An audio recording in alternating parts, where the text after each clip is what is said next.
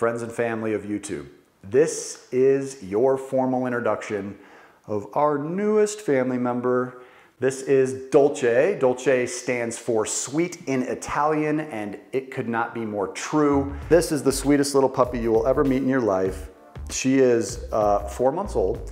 We adopted her from a pretty rough situation, and as you can tell, her demeanor is just the most easygoing, laid back, fun puppy you'll ever encounter. When it's time to have playtime, she's all over the place. We'll play fetch even at this point.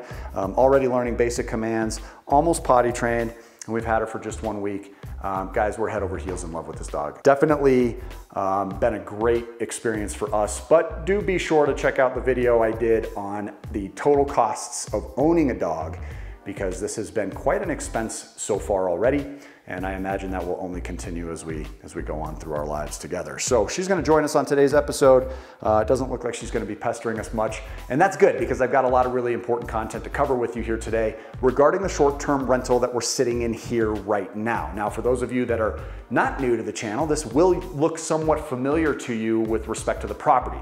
And we've got a lot of really important topics to cover about this property regarding the pros and the cons that I've experienced so far in being a short-term rental investor. And I think we've managed to hack a better way into the short-term rental industry, where we've essentially eliminated a lot of the different cons that I'll be covering here with you. So make sure you stick around until the end of the video, because I think it's a phenomenal industry and one that many of you, if not most of you, should be involved with in some way. So let's go through the pros first, always my favorite to cover the positivity of it.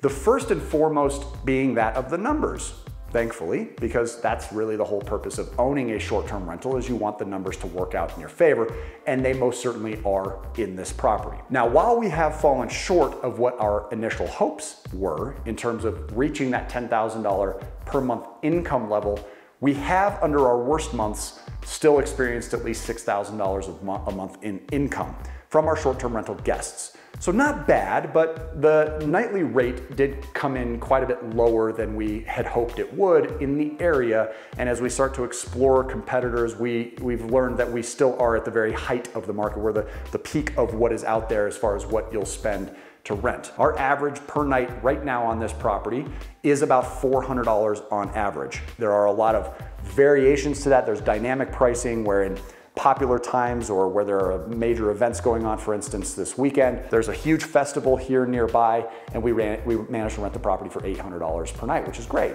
But on average, we're at about $400 each. With that in mind, with a $6,000 total income, our net from that, after all of our expenses and the cleaners being paid for by the guests, we're walking away with about $2,350 in net monthly cash flow. That's amazing. Having been a long-term landlord on long-term buy and hold rental properties for the last decade and a half, that has been unheard of for my properties, unless I was purchasing, obviously, a multi-unit, in which case each door didn't come anywhere near that. $2,350 a month is phenomenal. And if that number continues to increase, which we anticipate it will as we begin to reduce our nightly rate to increase our occupancy percentage, we're gonna be able to get to a very similar number to what we had originally anticipated. But let's go with the worst case, $2,350. When we add to that the principal reduction from each monthly payment that we make, totaling $605, that new grand total is just under $3,000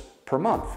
$2,955 to be exact. So $2,955 in net cash flow, and my property gets professionally cleaned multiple times every single week. Not a bad deal. Let's now move on to the other reasons why I've loved owning this short-term rental. We get to use it all the time. Anywhere between 1/3 and 1/2 of the month, this is a lifestyle asset for us. Meaning we get to be here, we get to enjoy the property. It's 5 acres of some of the most beautiful landscape you'll see, 360 degrees of the collegiate peaks and the banana belt. It's astonishing, breathtaking. And on a literally daily basis, I can't believe that we get to enjoy this like we do. But we're also doing a ton of work here. We're getting ready for guests. We're keeping up with our various resupplying of the different overstocks that we've done. We've gone overboard when it came to the different amenities and making sure this is the best nightly stay anybody could have. And therefore it requires a lot of attention. And we'll get to that in the cons section. But the reason that that's beneficial, and because we are doing other types of business here on the property, we get a lot of tax benefits as well. Now, I do have to disclaim this. I'm not a tax professional. I'm not telling you you can write everything off when it comes to your short-term rentals. However, we do get a substantial number of tax perks because we're here working.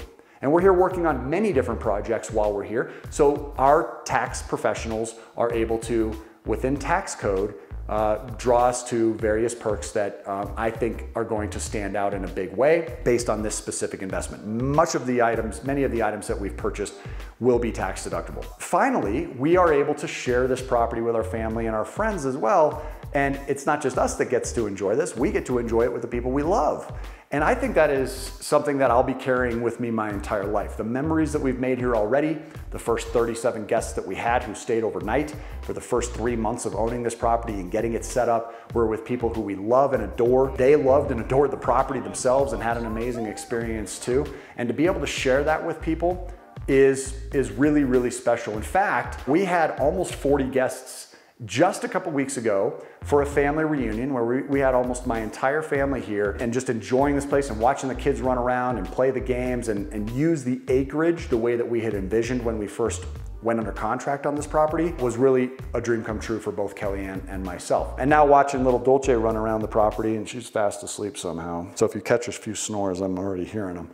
I apologize in advance. But watching her run around at this point and just enjoy all this land after being locked in little puppy jail for 4 months, it's really been magical for us. So guys, you're gonna see a lot of footage, I'm sure, a lot of B-roll of her in future videos, that is for sure. So let's go ahead and take a look at some of the downsides to what we've done here with this property, because it has not been all lollipops and rainbows. So let's take a look.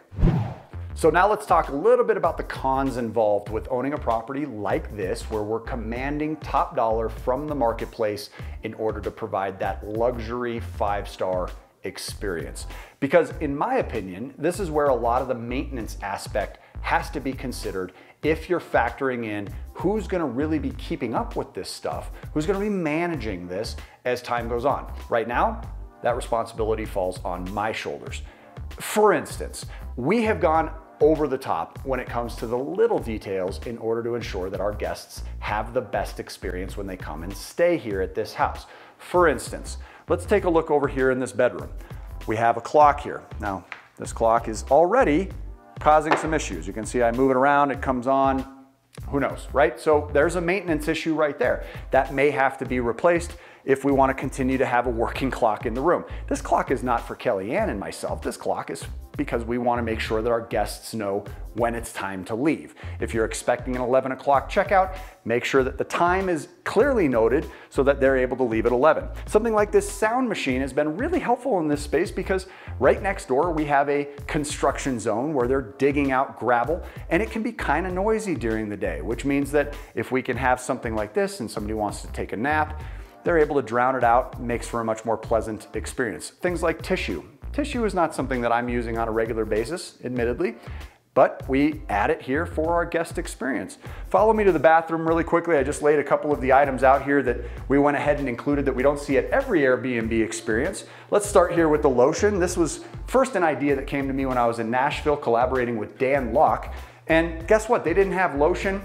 My skin was very dry, I was uncomfortable. I was kind of disappointed about that. I didn't want to run to the store and pick up my own lotion. I've talked about that on this series before, but you know, this was kind of where it started. And we started thinking to ourselves, well, why don't we have everything? Everything from floss picks to Q-tips to cotton balls to steamers to hair dryers, and of course, shampoo and conditioner, which is common in most short-term rentals. But we've taken it a step further and added everything from your hair supplies like your hairsprays to bathrobes for every single guest here in the house. And guess what, folks? It doesn't even come close to stopping there. When it comes to laundry, guys, you're gonna wanna have everything related to the washer and dryer available for those cleaners and available for your guests. We've got laundry detergents, we've got bounce pads, dryer sheets, We've got everything with cleaning supplies necessary to make sure the space stays clean as well. Yes, we would have a lot of these items for ourselves, but you have to stock up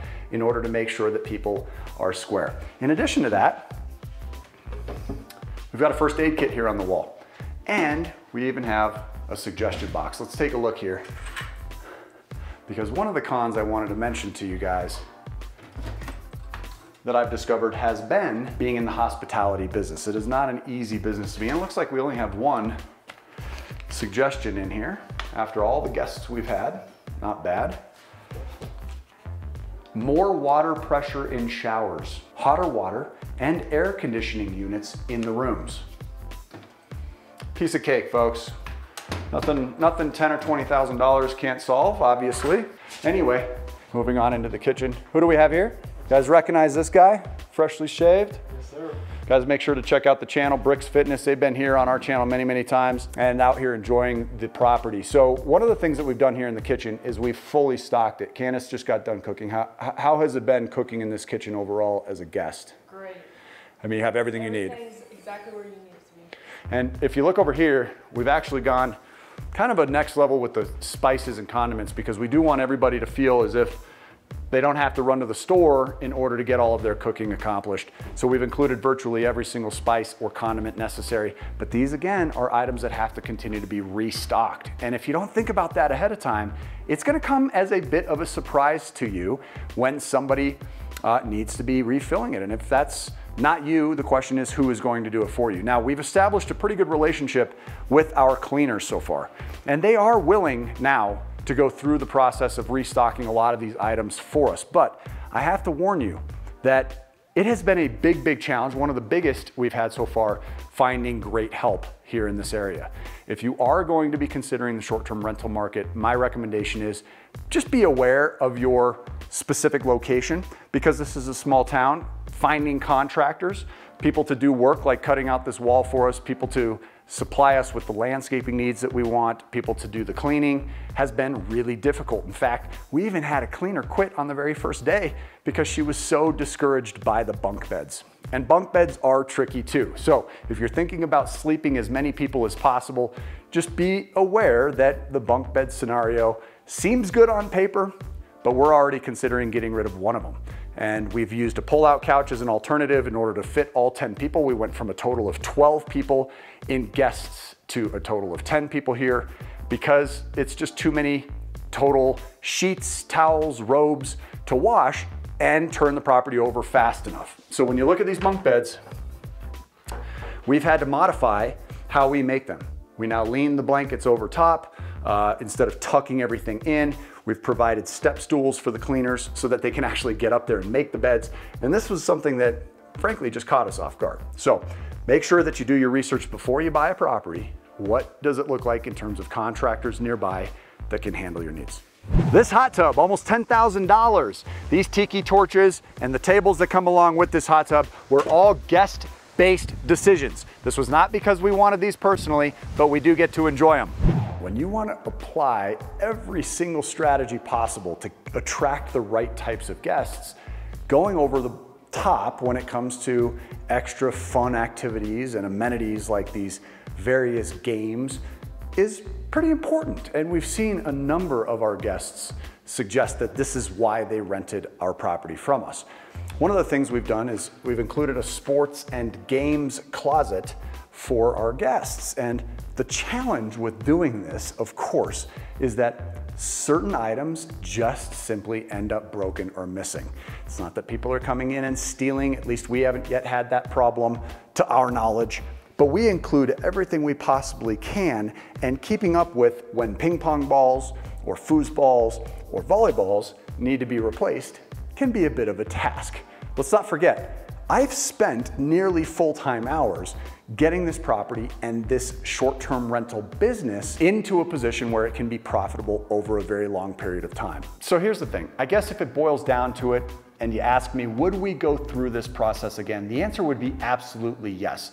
The pros outweigh the cons. The pros being it's cash flowing very well. We can write our expenses off. We get to enjoy the property ourselves. We get to share the property with our family and our friends. And the downsides, of course, including that there's been a tremendous investment of time in order to get this property to where it is now today, compared to where we're going now moving forward, where there will not be as much of a time commitment on future properties. The sentimentality of this property has obviously weighed on us in a considerable way. When guests come, of course they're not going to love and take care of this property the same way that Kellyanne and I do.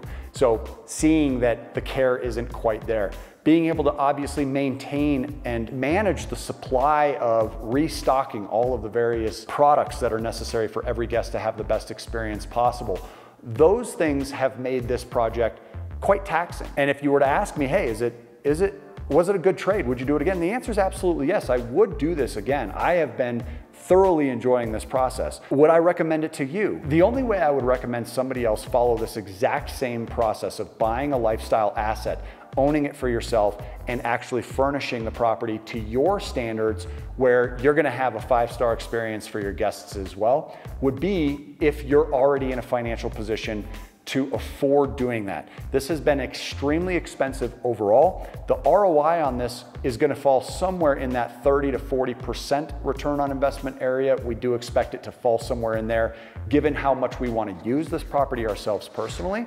And finally, I would always recommend restricting the number of these types of personally owned lifestyle assets to just 1 or 2 properties like this versus a whole portfolio of them. Because I don't think investing your money to this capacity would make the best sense. Instead, what we've started recommending to our coaching members is a form of short-term rental arbitrage, which we call short-term rental hacking. And this is something that we're pursuing full steam at this point. We intend on having 3 properties in our portfolio under the hacking approach versus the ownership approach within the next 90 days. So we'll keep you abreast of that as well. But the long and short of it is we will not own the properties. The properties will already be furnished for us. Aside from a first month, last month, and security deposit, we will have very little money committed outside of a few $1,000s in what we call guest-ready amenities versus tenant-ready amenities. And we'll be renting out somebody else's property by simply subletting. And this process is very exciting to us. It's one of the best business models I've seen in a long time. We've been studying it now for about 9 months. And that is the direction that I am steering our model with short-term rentals, and also the model for our coaching members who don't have a lot of money, who don't want to use a lot of debt weapons and borrow money in order to get into investments, and who have less time and perhaps even less credit, but still want their money to be working for them. If that sounds like you, make sure you get your free coaching session. Guys, we love walking you through our journey here on this short-term rental project. It's been an absolute delight for us to enjoy it ourselves and to bring you along too. So make sure you stay tuned to the channel, become a subscriber today if you're not one already. I'm gonna make it my commitment to have that conversation with you myself personally. So if you haven't already signed up, make sure you get your free coaching session so you and I can have a conversation together for 45 minutes or so in order to get you on the right path financially. Guys, you can live your dream lifestyle also. You don't have to be out there working for anybody but yourself. Let's live life on our own terms. This is the channel to do it on. Drop a like on this video and we'll see you on the next one. Until then, make it a great day and take care.